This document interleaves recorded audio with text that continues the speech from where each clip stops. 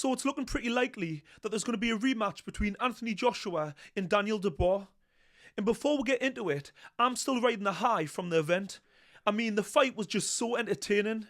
Even though I'm an AJ fan and I didn't get the result I wanted, it was still so exciting to watch. In all credit to Daniel Dubois, he turned up and he delivered. It was a great fight. There's a reason why AJ's been the face of boxing, and I know that's up for debate, but in my opinion, he has been. And without stating the obvious, Olympic gold medalist, two-time world champion, we all know his achievements, but I think the main reason is his vulnerability. And before people get excited and run to the comments section, I'm not talking about his chin. I'm talking about the fact that he makes mistakes. And yes, he hasn't got the world's best chin, but he certainly hasn't got a bad one. But it's the fact that he's always in exciting fights. Nobody wants to tune in and watch a one-sided fight, a one-sided beatdown. People want to see a back and forth fight, knockdowns, fighters getting back up, fighters really putting it on the line. People want to see blood and guts. When I think of similar fighters in the past, David Haye and Amir Khan spring to mind. And yes, I know stylistically nothing alike, but what I mean is both great fighters and both had vulnerabilities, and that's what the fans loved about them. And that's what you get with AJ.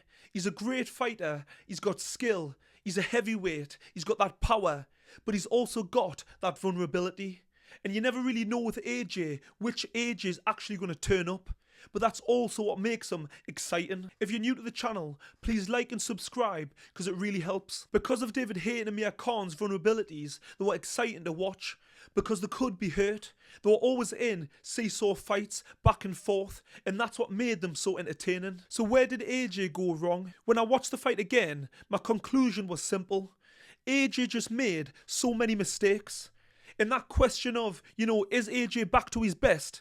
I actually think he's gone backwards. It was a terrible performance. He was just making such simple mistakes, schoolboy errors. From having a low lead hand to having his chin in the air, going back in straight lines to the ropes. I mean, it was just crazy. These are the sort of mistakes beginners make, not world champions, two-time world champions. You just expect better. And of course, he's human. You make mistakes. But you make a mistake and then you make an adjustment. He's a former two-time heavyweight champion of the world, Olympic gold medalist. You're meant to be able to make adjustments. That's what got him to the top. You don't keep making them same mistakes over and over again. All of the talk of people saying that AJ is back to his best, including me, were clearly wrong. I mean, those fights with Francis Ngannou and Otto Wallen were definitely bad indicators of where he was at. I mean, I did say that we'd need to see him in with a live opponent, but I also thought there'd be good, confident builders to get him back to where he needs to be. But I think it's had the complete opposite effect. I'm not saying that AJ and his team, Ben Davidson, chose those fights for that reason, because they might have been the only options that he had, but either way, they've definitely been bad for him. Another thing, when I was watching AJ's ring walk live, especially when he got in the ring, I said to the lads on the Pain Game, AJ looks nervous. I could tell by his eyes. And now that I've rewatched it, the writing was on the wall. He just looked so tense, and his eyes were glazed. And you might just think he's focused, but he was really feeling the pressure. He was seriously nervous. And the nerves are good because it puts you in fight or flight mode. And if you're ready for battle, you're ready to fight. But he was on the wrong end of the scale. He was seriously feeling the nerves. You could see that the occasion had got on top of him, and he wasn't enjoying it. And I'd previously said that AJ is used to the pressure. It's just like another day in the office, but I was wrong. Whereas Dubois, on the other hand, he was enjoying it. He was soaking it all in. You could see that the fans, the crowd, it was energising him. He was raring to go. And he was like a reincarnation of Mike Tyson with his black robe. It was like they'd switched roles. And Daniel was the veteran, like he'd been here many times before. He was raring to go. He was ready for battle. Which brings up the question, has AJ improved under Ben Davidson?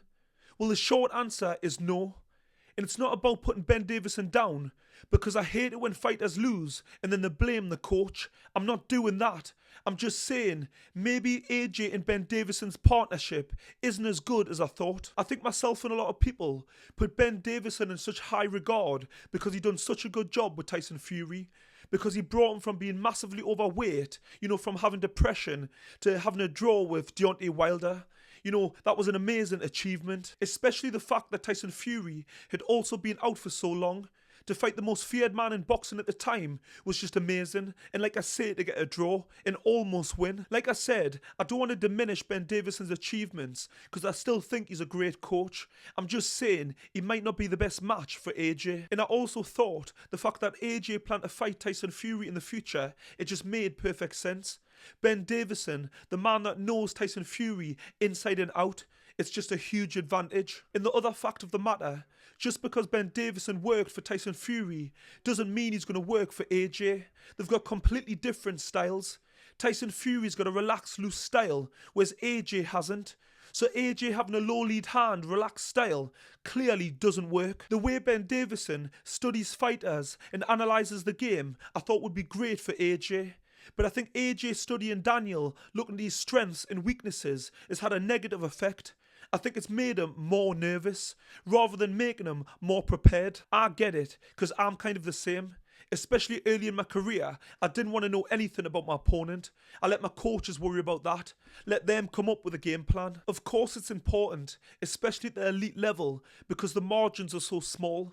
You need to know your opponent so you can come up with a game plan. But I personally think it's even more important to concentrate on yourself, know your own strengths and weaknesses, and let them worry about you. And there was the advice that Ben gave him in the corner that everybody's talking about. And I do think it was the wrong advice, but I've had time to digest it, and I do kind of get it. The double jab uppercut in theory should work against Daniel, because he's wide open up the middle. He stands square on with a wide guard. The jab gives your opponent something to think about, blinds them and sets up the uppercut. The problem was, at no stage in the fight had AJ established his jab. He was just tippy-tapping with it. He was just touching the surface. He wasn't stepping in with it like Daniel was doing. The whole roll the dice thing, I kind of get it. I think with AJ being hurt so early and never really recovered, I think Ben just thought he's not going to win a 12-round decision. He needs to go for broke and try and get him out of there. I think he just thought it was his best chance. I can't help but think AJ should have stayed with his old coach, Rob McCracken. The proof is in the pudding. The results he got with him speak for itself. Olympic gold medalist, and a 2-time world champion. I think he made a mistake leaving him. I was lucky enough to work with Rob when I was on GB, and he's a great coach. He's all about the basics. Hand position, footwork, simple boxing.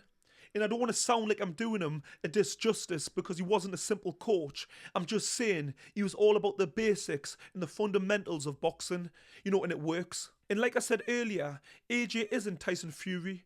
That loose style doesn't work. He's much more suited to the traditional style of boxing. I'm not even sure it would be an option after the negative things that AJ said about Rob. Things like, he never taught me defense. But I just think it's something that AJ should consider. I mean, even if it means that he gets on his hands and knees and begs Rob, I think it's something that he should do. Is the rematch a good idea?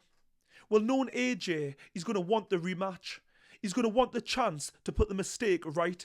It's just the way he is. If AJ was to turn up similar to the last performance, even slightly better, it'll be the same result.